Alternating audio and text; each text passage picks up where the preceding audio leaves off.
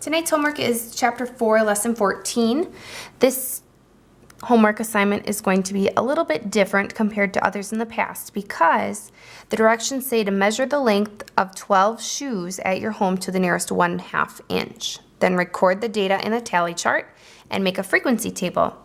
So I measured 12 shoes in my house, and the length of shoe ranged from 8 inches. I had 8.5, some 9, some 9.5, 10, 10.5, 11, and 11.5. Those are the length of my shoes. Now, in your tally chart and your frequency table, the length of your shoes is not going to change. So go ahead and write in the length of your shoes in both tables.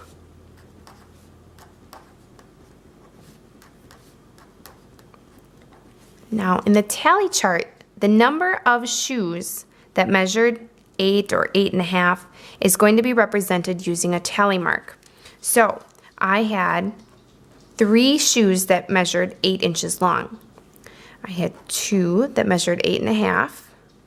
Then all of these only had 1 shoe except for 11.5. There were 2.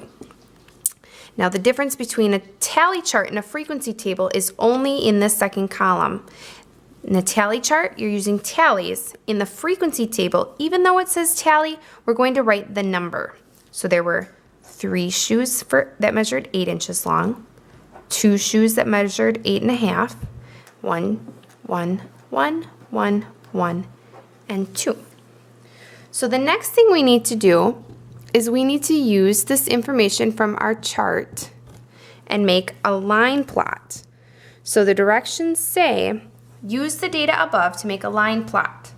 Now, this little backslash here tells us that we might have started our line plot at 0.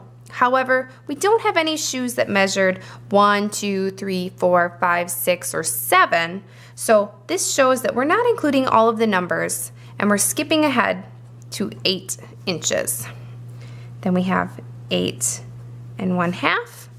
Then we had 9, 9.5, 10, 10.5, 11, and 11.5. So now what we need to do is we need to plot, which means we're going to put dots for as many shoes that measure this length. So I'm going to start at 8, and I need to ask myself, how many shoes did I have that measured 8 inches? If I look up at either of my charts here, I'm going to see that there were 3 of them. So I'm going to do 1, 2, 3 dots. Then move on to the next length, 8.5. I had 2 shoes. For 9, there was 1. For 9.5, there was 1. For 10, there was 1. For 10.5, there was 1. For 11, there was 1. And for 11.5, there were 2. So your line plot might look different than mine, but you're going to do the very same thing with the information that you gathered. So what we're going to do now is take a look at our data, and we're going to answer some questions about it. So number 3 says, what is the length of the shortest shoe? So the shortest shoe is going to have the smallest number of inches. So in this case, the length of the shortest shoe was 8 inches. Number 4 says, what is the length of the longest shoe? So I'm going to go all the way down to my longest shoe that was 11.5 inches long. Which length appears most often, which means which length of shoe did I measure the most? How many shoes, which length had the most shoes measured at that length? And I'm going to know that information by looking at my line plot and looking to see which length of shoe had the most number of dots. In this case, it would be 8 inches because there were 3 shoes that measured 8 inches and there was no other length that had that many. Now number 6 says, write a question that can be answered using the data displayed on the line plot. So I might say, how many shoes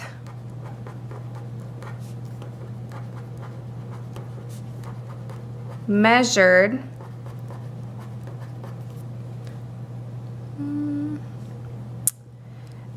nine or 9 1/2 inches long.